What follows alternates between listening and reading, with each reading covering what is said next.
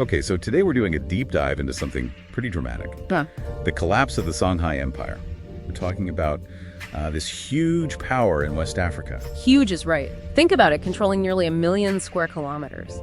Major centers like Timbuktu, Gao, dominating that whole trans-Saharan trade. Gold, salt, massive wealth. And the really arresting thing, the hook for this, is how fast it all fell apart. We're talking about the Battle of Tondibi in 1591. Exactly, March 13th, 1591. This seemingly untouchable empire, politically stable, economically dominant, essentially shattered in about 3 hours. 3 hours. It's incredible. And the difference in the forces involved is just, well, stark. It really is. You have Emperor Askiet Ishak II commanding, well, estimates vary, but maybe 22,000 up to even 48,000 troops. Traditional forces, spears, cavalry, very effective against their neighbor. A massive army for the time. And against them. Against them comes this Moroccan Saadi expedition led by General Judar Pasha. His total force, maybe 4,500 men? Tiny in comparison. So it wasn't about numbers. Not at all. This wasn't some slow decline. It was fundamentally a failure of the Songhai leadership to recognize a new kind of threat. They were victims of their own success, you could say, used to fighting regional rivals with similar tech. Right, complacency. They just didn't see the disruptive potential of gunpowder coming from outside. Precisely, institutional blindness to external technological shock. Okay, let's unpack that technology then. What did gunpowder actually mean on that battlefield? Well, for Judar's smaller force, it meant around 1,500 infantry carrying arquebuses, those early sort of heavy muskets. And crucially, they also had 6 small cannons. 6 cannons doesn't sound like a lot, but I guess against traditional forces. It was devastating. The Songhai cavalry, which was usually a decisive arm, just couldn't close the distance. They couldn't handle sustained projectile fire like that. The technological gap basically negated the Songhai numbers. And this leads to the climax of the battle, the fatal mistake, right? Aski II's tactic.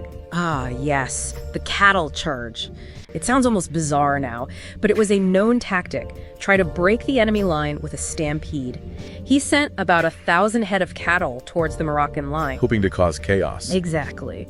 But what the Songhai hadn't accounted for, what they had no experience with, was the sound of gunpowder weapons, the sheer noise. You mean the cannons and the arquebuses firing together? Yes, that continuous deafening roar. It was terrifying, completely alien to those animals. The cattle panicked, absolutely panicked. And turned back. Turned right around and stampeded back into the densely packed Songhai ranks. Instant chaos. A self-inflicted rout, really. Morale just collapsed. Wow. So the battle was effectively lost because of the noise pollution, the psychological shock. In large part, yes. The sound itself became the weapon that broke the Songhai formation and will. Incredible.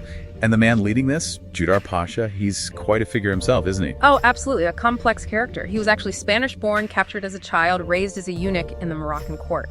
This whole invasion was a massive gamble for the Saadi Sultanate. What was their motivation? Purely conquest. Primarily economic.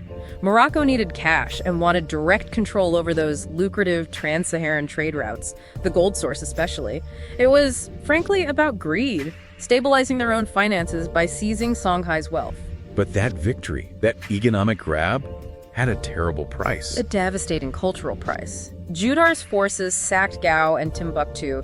They took immense amounts of gold, yes, but they also destroyed or forced the flight of this incredible intellectual elite, burned libraries.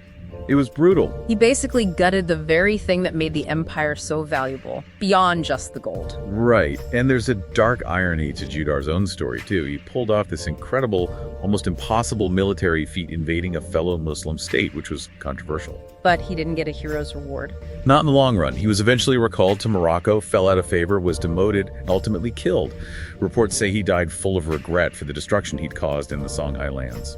That regret kind of underscores the real tragedy, doesn't it? The invasion didn't lead to a stable new order. Not at all. It led to chaos. 2 centuries of it, roughly. The Moroccans couldn't effectively govern such a vast territory from afar. Power fell to the Arma. Who were they? Basically, a military oligarchy descended from Judar's original soldiers, but they were constantly fighting among themselves. They never achieved the centralized control the Songhai Empire had. So systems broke down. Completely. Irrigation failed, leading to agricultural decline. Trade routes became less secure, and that loss of the intellectual class meant the region's capacity to adapt or recover was crippled.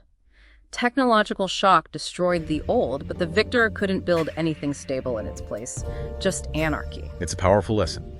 Technological advantage won the battle, shattered an empire. But the motives behind it, greed, exploitation, and the inability to manage the aftermath, meant the victory was hollow in many ways. It didn't lead to lasting prosperity or stability for anyone, really. Not the conquerors, and certainly not the conquered. Which really leaves you thinking, doesn't it? This victory, built on tech, shock, and greed, resulted in 2 centuries of disorder.